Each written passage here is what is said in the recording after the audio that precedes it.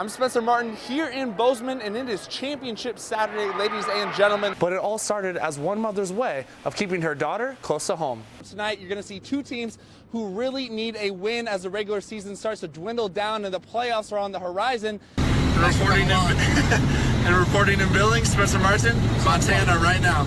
An important invasive species talked about today is the leafy spurge, which has already overrun the banks of the Yellowstone River and is making its way down to Riverfront Park. Although TJ's time on Earth may be over, his legacy continues to live on. Through organ and tissue donation, TJ's impacted the lives of 35 people across the country. Walking around downtown Billings, it appears to be safe, but turn just one corner and you see areas like this, which city officials are looking to clean up. Jolene says when she was a little girl, she used to walk across to the other side of the river all the time, but now the river has moved and sped up, washing away her family's home. For some of you that may already be familiar with Winco, you may be thinking this is just another grocery store in town, but this one is offering something new, a newly designed pizza kitchen. And investigators will be on scene for the rest of the evening hours. They say they will be giving out no more information tonight, but they will have a press conference tomorrow at 10:30. For now, I'll send it back to you, Luke. Hey guys, tonight the Billings Skyview Falcons will be taking on the Great Falls Bison in an Eastern AA matchup. And the Falcons, well, they've struggled mightily the last two seasons. They've lost the last 17 games. And the Bison, well, they're just 1-5 this year with their lone win coming over Belgrade. But still, these are two teams with a lot of fight in them. Great Falls took on top-ranked West High Bears last week, and they only lost 14-7. Meanwhile, Skyview played senior here at Dallas last week, and they hung around for three quarters before eventually losing 24-6. So tonight, you're going to see two teams who really need a win as the regular season starts to dwindle down and the playoffs are on the horizon. And so if you can't make it down to Dallas Stadium, I'll be on the call with Bobby Beers. You can catch us over on SWX. But for now, I'll send it back to you two in the studio. Hey, Chris. Yeah, of course, it's Friday. It's the first round of the playoffs for football, but we still have regular season volleyball going on here in the Treasure State. And tonight, we've got an Eastern AA matchup between the CMR Rustlers and the Billings Skyview Falcons here up on the hill. A great son, friend, and brother, Todd Scott Schreiner Jr. was an active young man who loved life. He hunted, he fished, he rock climbed, he did so many things for his friends. He just enjoyed the outdoors and living, basically. He was a very active person, and he would give the shirt off his back to help anybody in need. After finishing high school, TJ decided to join the Army, and he served his country for 3 years. A brother to 5 sisters, TJ's mom, Kim, says you would always see him playing in the yard with the girls. He played pretty princess with his sisters growing up. We always said that when he had a wife, he would know how to treat her right. 5 years ago, TJ got in a car crash just east of Miles City 5 days before Christmas. He was pronounced dead shortly after at the age of 22. Some days it seems like longer. Some days it seems like it was just yesterday. It's just unbelievable how fast time goes.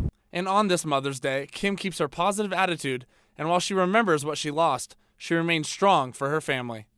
Waking up today is difficult. It's difficult to celebrate a day set aside for you after having to give one of your children back.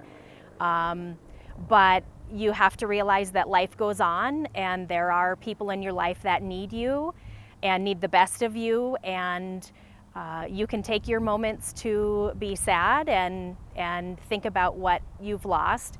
But for me, I just have to keep moving on because my family deserves the best of me. Although TJ's time on Earth may be over, his legacy continues to live on. Through organ and tissue donation, TJ's impacted the lives of 35 people across the country.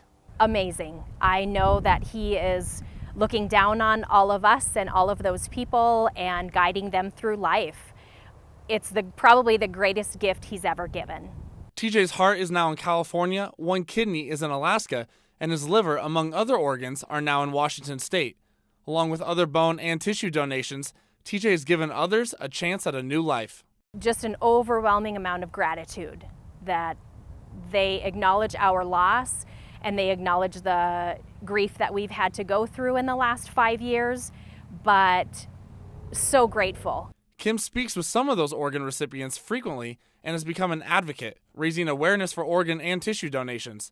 And although TJ may be gone, he's given her a new family of 35 people who all share a special bond with her son. It's like going to see family that you've never met, only you've really never met them. So yeah, through our experiences, it's been one of the greatest things to have those families become our family. In Billings, Spencer Martin, Montana, right now.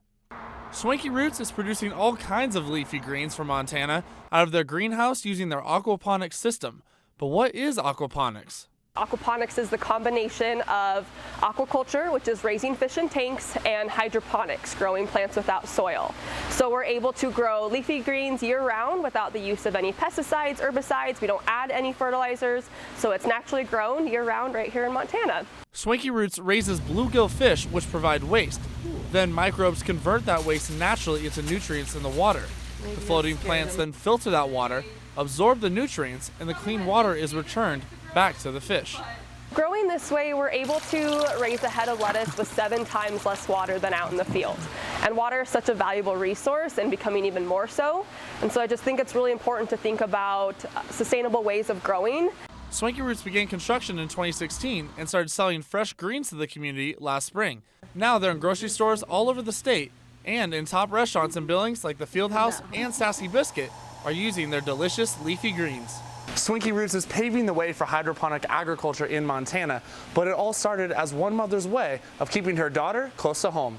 I think it was her idea to keep me here forever, and so far it's working really well. I was nearing graduation from MSU Bozeman, and I was just looking into job opportunities, trying to figure out what it was I wanted to do. Veronica graduated with degrees in plant science and agricultural education.